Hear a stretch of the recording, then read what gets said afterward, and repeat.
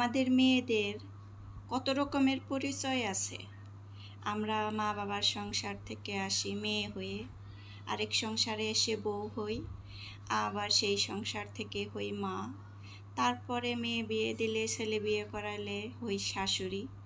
এই তো এত রকমের পরিচয় আমাদের। আসসালামু আলাইকুম, কেমন আছো সবাই? সকাল থেকে আমি কাজ শুরু করে দিছি, সকালের রান্না বান্না। আজকে সকালবেলায় সব রান্না করা শেষ দিয়ে দিছি। ডিম বোনা করব আর ডাল রান্না করলাম আর সাথে ভাত। এই তো সকাল থেকে শুরু করে দিছিলাম ভিডিওটা। এখন এই যে শুকনা কিছু বাজার আনছে, ওইটা আর কি বের করে নেব। এখানে টোস্ট বিস্কুট আছে আর গুঁড়া দুধ আছে। কেমন আছো সবাই? ভালো আছো? আলহামদুলিল্লাহ আমি ভালো আছি, সুস্থ আছি। আল্লাহ তাআলা যাকে যতটুকু ভালো রাখে অতটুকুর মধ্যেই আলহামদুলিল্লাহ। এই তো শুরু করে দিলাম আজকের ভিডিওটা, নতুন দিনে নতুন আরেকটা ভিডিও। সবাই আমার পাশে থাকো। এই তো বাজারগুলা বের করে নিছি।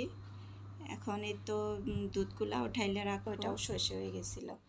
এখন এই তো সকালের প্লেট মাজা গোসা করি নাই, সব কিছু রয়ে গেছিল। উঠে আগে ডাল বসিয়ে দিছি, রান্না যেহেতু সারাদিনের জন্য করতেছি, সকালবেলায় রান্না করে আমার জন্যে আর কি আমি একটু ফ্রি টাইম মানে সময় বের করছি, যাতে সারাদিন আর কোনো কিছু করতে না হয়। সব কিছু গুছিয়ে নিছি। সকালবেলা ঘর ঝাড়ু দিছি প্রথমে, ওইটা তো শেয়ার করি নাই। সকালে ঘর ঝাড়ু দিয়ে নিয়ে তারপরে তো ডাল বসিয়ে দিছি, তারপরে প্লেট হাঁড়ি পাতিল যা যা ছিল সব কিছু মাঝে গুছিয়ে নিছি। এরপরে আমি তো মানে চুলায় ডিম বসিয়ে দেব, ডিম ভুনা করব আর যে ডাল বাগার দিয়ে নেব, তারপরে ডিমগুলা আর কি করে নেব। এখন এই তো চারপাশে একটু পরিষ্কার করে নিলাম চুলার পাটটা। এই পর্যন্ত এখন পর্যন্ত যে আমার ভিডিওতে আসছো কি শুরু করছো দেখা, শুরুতেই একটা লাইক দিও অনুরোধ করে বলতেছি। আর যদি দেখতে দেখতে খুব ভালো লেগে যায় তাহলে শেয়ার করে দিও। আমার নতুন বন্ধুরা যারা আছো, যেই আজকে আমার ভিডিও ভিজিট করে থাকো, তাদের বলতেছি যদি ভালো লাগে তাহলে পাশে থেকে যেও, ছোট্ট একটা কমেন্ট রেখে যেও। আমি সময় করে একটু সময় নিয়ে তারপরে তোমাদের পরিবারে চলে যাব। একটু সময় দেরি হইলে কি হয়, আমি তো মানে সাবস্ক্রাইব করে চলে আসি, আমি চিন্তাও করি না যে সে আমাকে আবার আমার পাশে দাঁড়াবে কি আমার পাশে থাকবে, আমি এটা চিন্তা করি না। আমি শুধু একটা কমেন্ট রেখে আসি। এইভাবেই আমাকে সে ফলো দিল কি দিল না, আমি ওইটা আর কি দেখি না যে কার কমেন্ট করে আসছি কার ভিডিওতে যেয়ে।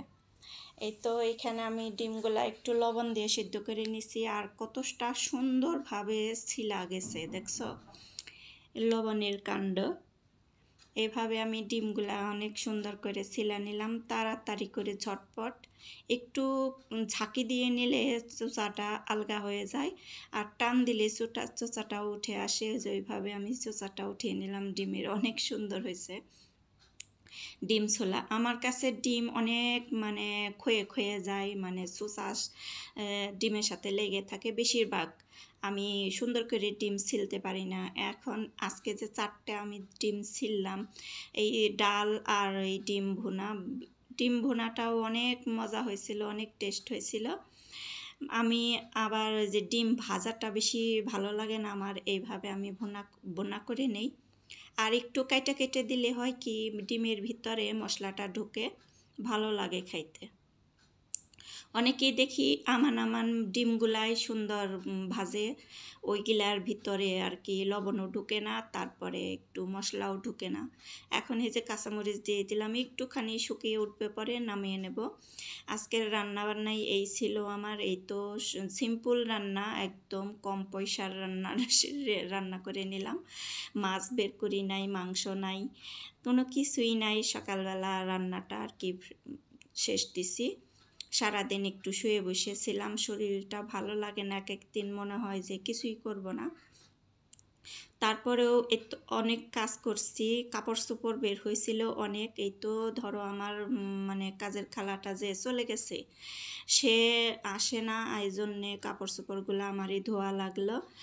আর আসছিল, কি আর বলবো, কাজের মানুষের কথা বললে হয়তো খারাপও লাগতে পারে অনেকের শুনতে। কাজের খালা আমার বাসায় কাজ করে 1 বছর হইল। এই 1 বছরে আমার কাছ থেকে দাম বাড়াইছে 4 বার। 2200 টাকার থেকে শুরু করছে, এখন হচ্ছে 2800 টাকা দেই। 2200 টাকার থেকে এর মধ্যে 4 বার দাম বাড়াইছে, 100-200 করে 4 বার দাম বাড়াইছে। তারপরেও রাখছি, দিতেছি।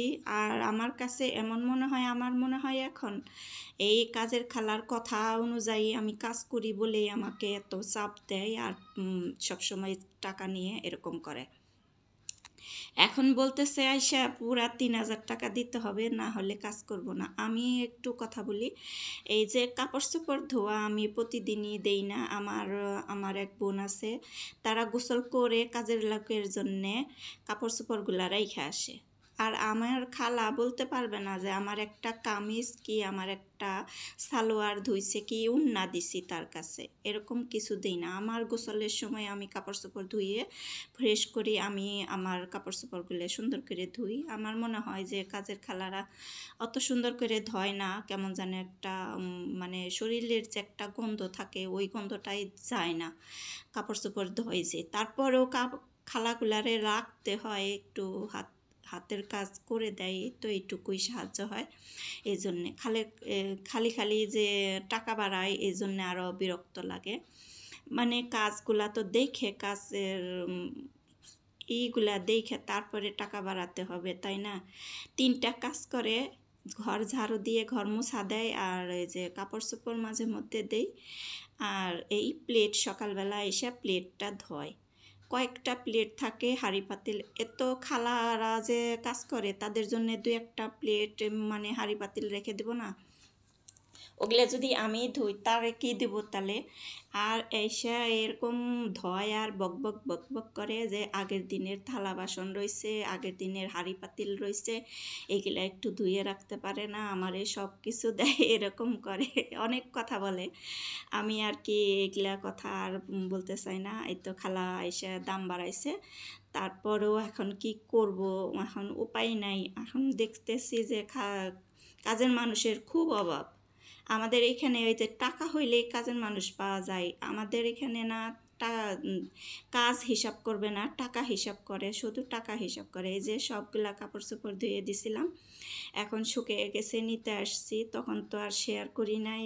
তো কাজ করছি, হয়রানি হয়েছিলাম অনেকক্ষণ, রেস্ট করতে চলে গেছে, ছাদ থেকে একটু ঘোরাঘুরি করে কাপড় চোপড় নিয়ে নিচে চলে গেছি।